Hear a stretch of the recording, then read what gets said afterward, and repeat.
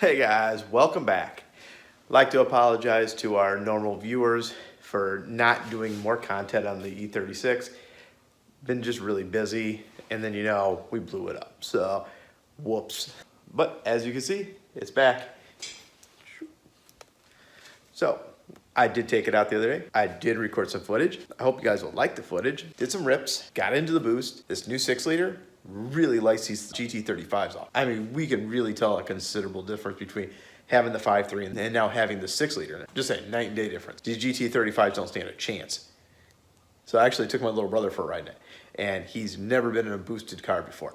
And you can really tell it kind of hits him. So actually, I don't think he's ever been in anything with over like 250 wheel horsepower. So this is kind of a kick in the teeth for him. So we put together a quick little video for you guys. Just taking some rips around the neighborhood real quick.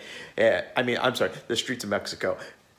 We've got to try to keep it legal here. After that, I'll just go through a quick little data log that I took on there. Enough stuff to just really bore you guys, but for some of the nerds out there, you might like it. So check it out. Let me know what you guys think. Let me know if you want to see more footage on the BMW. I know there's some of you guys that follow this channel just for the E36. So I want to make sure I give you guys that footage. I like driving the thing. It's a blast. I just need to take time and remember, make some videos. I know you guys want to see it. So check it out.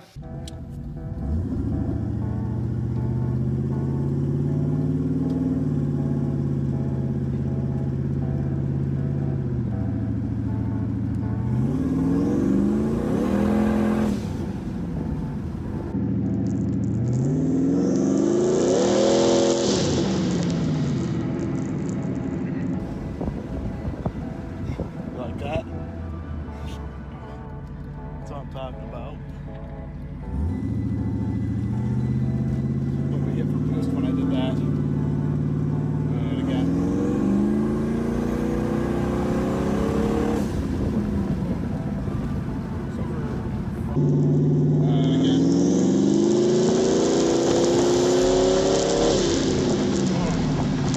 It's over 5. That's not bad.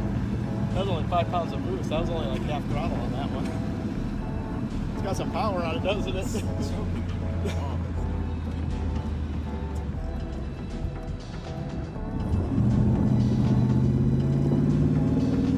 Ready?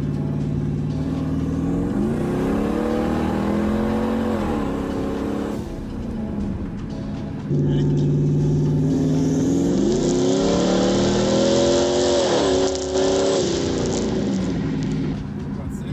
About 6 pounds. That was only 6 pounds. I can run 50 if I pushed it.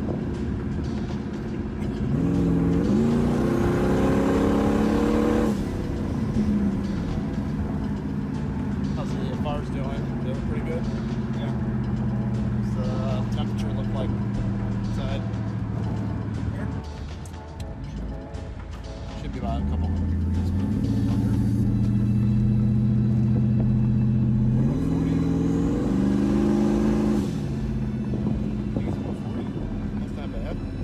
Good in the cool air. He likes it. Coolant? That's just a data log. Don't worry about that.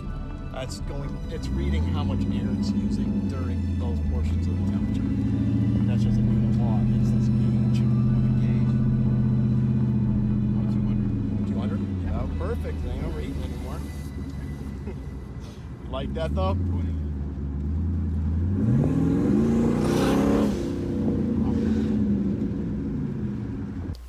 Alright, so now that we're done with that quick little rip in the car, we're going to go ahead and take a look at this data log that we pulled while we ran it. So I actually had this running the entire time that we were driving, and this is the information we actually gathered here. So if we go over here, this is right about where I rolled into boost the first time, and this was just a really quick little blip on the throttle, and you see as soon as I hit about 80% throttle, the thing started pulling into boost.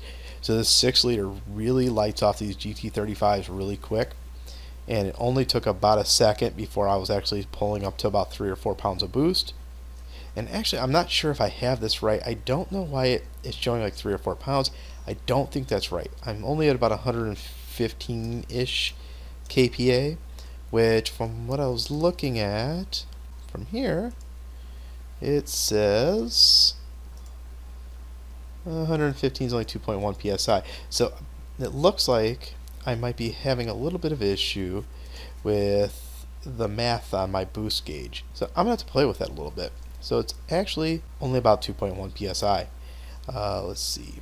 Which, honestly, for only about 2 pounds of boost, it felt really strong. I mean, this was enough to actually whip your neck back in the seat. I was actually really enjoying it. And as you can see, I think my brother was a little taken off guard by that on the first one. He wasn't ready. He wasn't ready. Anywho, so as you see, the second one we kind of pulled into it a little, not as hard. We rolled in slowly and only went up to about 85% throttle and just let it roll out. So here's saying about 5 pounds, but if we go back to that chart there, we should be looking at, let me go jump back there real quick. It was 121 kPa, yeah, so about 3 pounds of boost. So I'm gonna have to adjust this. I'm trying to figure out, I was pretty sure when I wrote the math for that I was pretty decent on there. Let's take a look at the math real quick. And for the boost gauge, yeah, it looks like we are just taking the value and we're deducting 14.7 from that, which is atmospheric pressure, which should be perfectly fine. I know I put 14.5 there, but it's actually 14.7, so I corrected it here. And I mean, that should be accurate. It should be pulling 14.7 psi off of this value here, and this value here is actually pulled from this value here. So we're 19.8 psi minus the 14.7 is supposed to bring us to 5. I'm thinking that there's a problem with this, so maybe I'll rewrite it to actually use kPa and write a new math value to actually figure that out properly. For now, we'll go ahead and just cross-reference our actual kPa here, because this is extremely accurate. I don't know if I'm getting a false reading from this one, or what this is actually deriving it from, or if it's using a bad math parameter to derive this number. So we'll fix this one later. So for right now, we'll just ignore this. We'll just say this is about 2 pounds over whatever we're seeing. So right now we're about 3 pounds here, 5 pounds here. We're just going to call that 5 a nice little 3, which is actually makes me happy, because if that was 5 pounds of boost, I'd kind of be a little disappointed at what it was doing here. But 3 pounds of boost, it feels a little bit better. So as you can see, we were running into some issues, and I've been having these issues for a little bit of time now, and I've actually figured out what it was.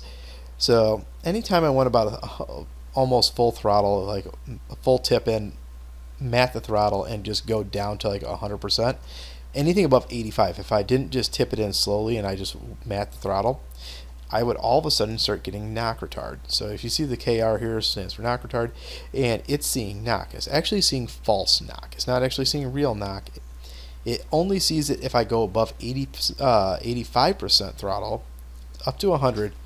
If I actually hold it at less than 85% throttle, it won't do this. And I've actually tested it a few times, and I found out that the knock sensors are actually separating. So I don't know if they were bad knock sensors or if it was just a fluke, but one of them's trying to the metal inside of it separating. So I think it's actually causing it to rattle, and it's throwing a check engine light code that's actually not for knock. It's actually saying something that's outside a normal knock. So it's actually seeing something else completely.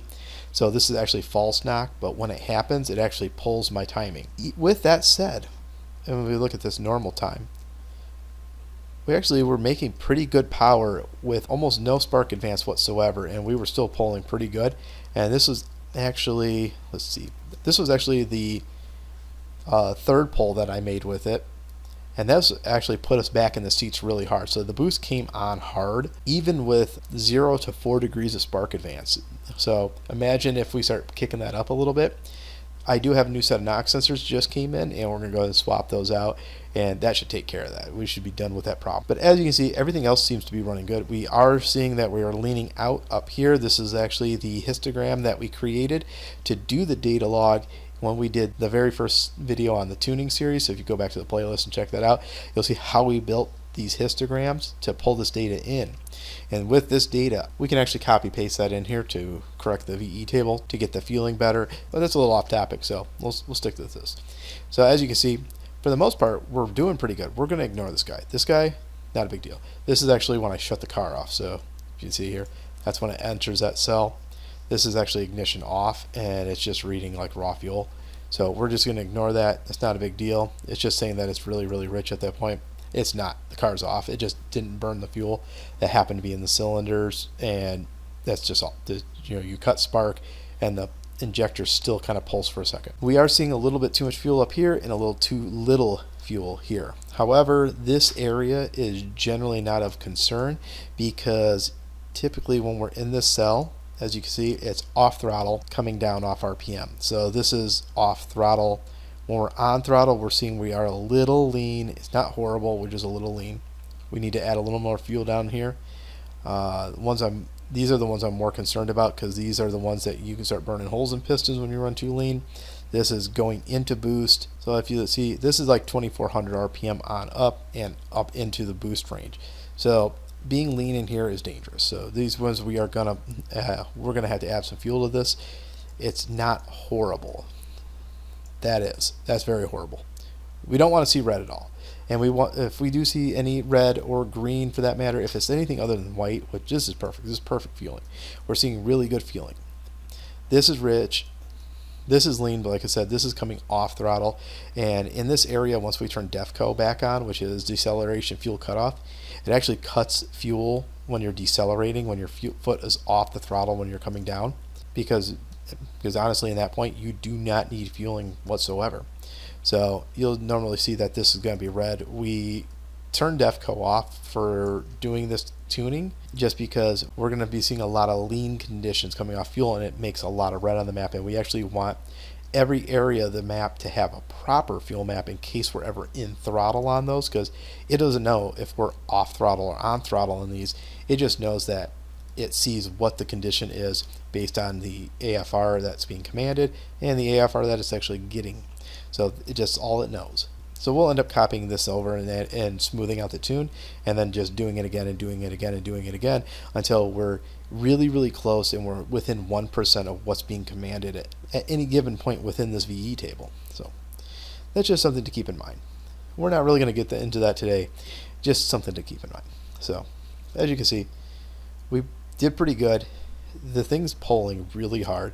So this is when I'm mad at the throttle, and we can actually see how quickly the thing starts making boost as soon as the throttle's matted there.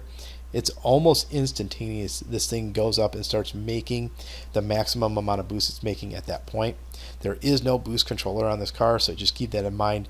This is just running strictly off gates and the springs. So, but as you can see, as soon as I go full throttle, the thing immediately starts making boost. And we're looking at, so 3 pounds here. We said we're going to take 2 pounds away, so it's about a pound of boost.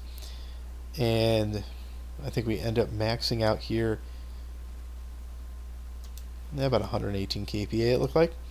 So actually no, it looks like because this green line right here is actually our manifold pressure. So it does look like that right at the shift point we do pop up a little bit. So 125 right after the shift. So yeah, we're about 4 pounds of boost there, so not bad. And I think it's pretty decent, all things considered, especially with the knock coming in and pulling me down to 6 degrees of timing advance. I mean, we should ideally be at like 15 there. Not ideally we should be much higher. Conservatively, we should be at like 10 to 15 degrees of timing here. I mean, without a problem. We can definitely run that. All in all, not bad. The thing's doing really well. It's really the first rip that I've been doing on this car, and consider that it is pulling timing in those areas. It was pulling really, really hard. And as you can see from the video, we're just getting our necks whipped back by the boost on this. I mean, it pulls in and it pulls hard, and it feels like it just does not stop pulling all the way up to the shift. And as you see right there, that shift is really conservative. I think right here. That was the only time I actually shifted it in with a mostly wide open throttle.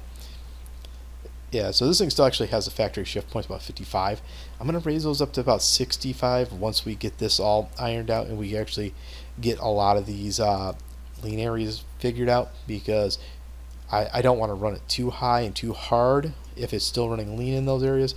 So we want to get this VE table smoothed out as best as possible.